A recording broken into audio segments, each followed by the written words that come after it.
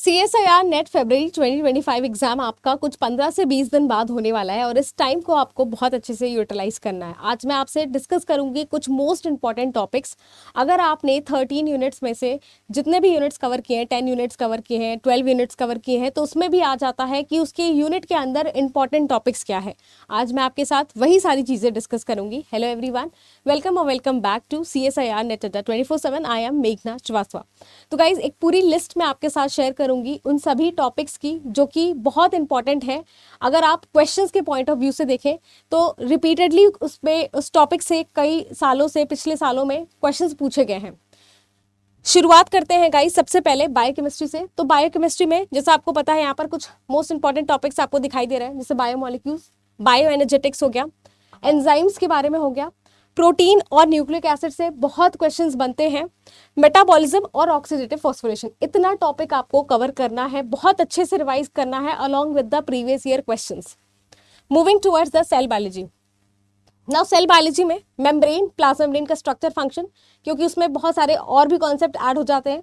जैसे आप channel protein के बारे में पढ़ते हैं, कैरियर प्रोटीन के बारे में पढ़ते हैं, फिर ऑर्गेनेल्स के बारे में, फिर आपका cell cycle regulation, one of the most important topic.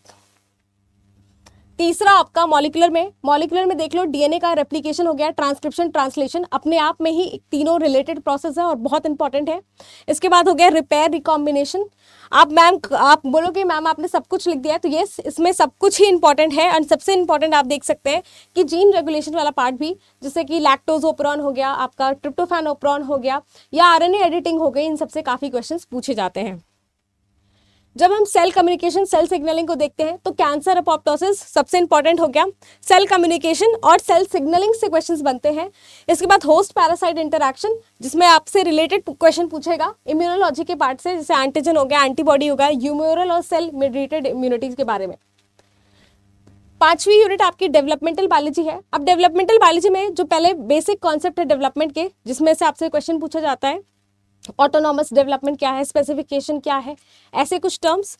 इसके अलावा सी एलिगेंस के बारे में, फिर एम्फीबियंस के बारे में, या ड्रोसोफिला से रिलेटेड आपके जो जीन्स होते हैं, होम्योटिक सेक्टर जीन्स हो गए, तो ये कुछ जीन्स हो गया, ये ड्रोसोफिला का डेवलपमेंट हो गया। फिर प्लांट में भी ऑर्गेनोजेनेसिस, तो ये कुछ ऐसे पार्ट है जो कि आपको मल्टीपल रिविजन बहुत अच्छे से करना है। रीजनरेशन का पार्ट हो गया, ये कुछ ऐसे पार्ट है जो कि डेवलपमेंट से पूछे जाते हैं।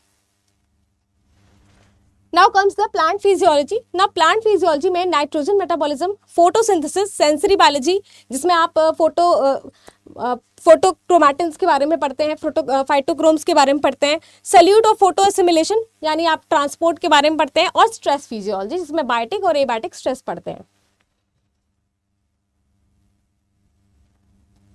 Now comes the animal physiology, जिसमें आता है आपका कार्डियोवैस्कुलर सिस्टम, जिसमें ब्लड और होम्योस्टैसिस की बात हो गई। इसके बाद आपका एंडोक्राइनोलॉजी, और बाकी आपके जो सिस्टम्स है वो यहाँ पर लिखे हुए हैं जो कि आपको जरूर पढ़ना चाहिए, आपसे क्वेश्चंस मल्टीपल टाइम्स पूछा गया है। इसके बाद है जेनेटिक्स। जेनेटिक्स में आ जाता है एक्सटेंशन ऑफ मेंडल जेनेटिक्स, जो कि इंपॉर्टेंट है। म्यूटेशन वाला पार्ट इंपॉर्टेंट है, रिकॉम्बिनेशन, जीन मैपिंग मेथड, ये कुछ आपके इंपॉर्टेंट टॉपिक्स जो कि यहाँ पर लिखे हुए हैं। डाइवर्सिटी में अगर आप एनिमल और प्लांट का क्लासिफिकेशन पढ़ते हैं, साथ में आप कंजर्वेशन पढ़ते हैं, तो इतना इनफ होता है। इकोलॉजी में आपको पढ़ना है एनवायरनमेंट नीश के बारे में, पॉपुलेशन इकोलॉजी, स्पीसीज का इंटरैक्शन आपस में, जो कि कंपटीशन, म्यूचुअलिज्म, ये सारी बातें, इकोसिस्टम इकोलॉजी। इसके बाद biogeography, applied ecology is one of the most important topic, आजकल उसी से क्वेश्चन पूछे जाते हैं, साथ में कंजर्वेशन बायोलॉजी। अब चलो चलते हैं एवोल्यूशन की तरफ। एवोल्यूशन में आपको पता है कि जो एवोल्यूशन कैसे हुआ, ये आपको पूरा एक डिटेल पता होना चाहिए। इसके बाद कुछ molecular evolution is one of the most important topic here, और ब्रेन बिहेवियर एवोल्यूशन से बार बार एक एक क्वेश्चन देखे गए हैं, तो ये टॉपिक आपका बहुत इंपॉर्टेंट है। अप्लाइड में आपसे plant tissue culture, transgenic animal, और molecular approaches for transgenic approaches, जो कि डायग्नोसिस, ये सारी चीजें आपसे बार बार पूछी गई हैं, तो ये सब कुछ आपको आइडिया होना चाहिए। Now comes the last unit, which is the methods in biology. Methods in biology में recombinant DNA method से पूछा गया है, मॉलिक्यूलर मार्कर्स वगैरह से क्वेश्चंस। इसके बाद आता है आपका इम्यूनोलॉजिकल और हिस्टोलॉजिकल जो टेक्निक्स हैं। फिर आपका माइक्रोस्कोपिक टेक्निक, माइक्रोस्कोपी से एक दो क्वेश्चन बन सकते हैं। स्टैटिस्टिकल मेथड से देखा गया है एक या दो क्वेश्चन हर बार पूछते हैं।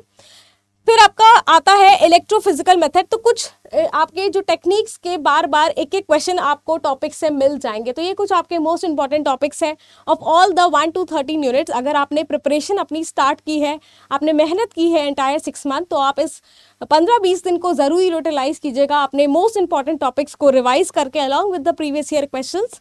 तो वो आपको चैनल पे भी मिल जाएगा और वैसे भी आप सॉल्व कर सकते हैं। ऐसी और जानकारी के लिए अगर आप हमारे चैनल पे नए हैं तो ज़रूर सब्सक्राइब कीजिएगा। Thank you so much.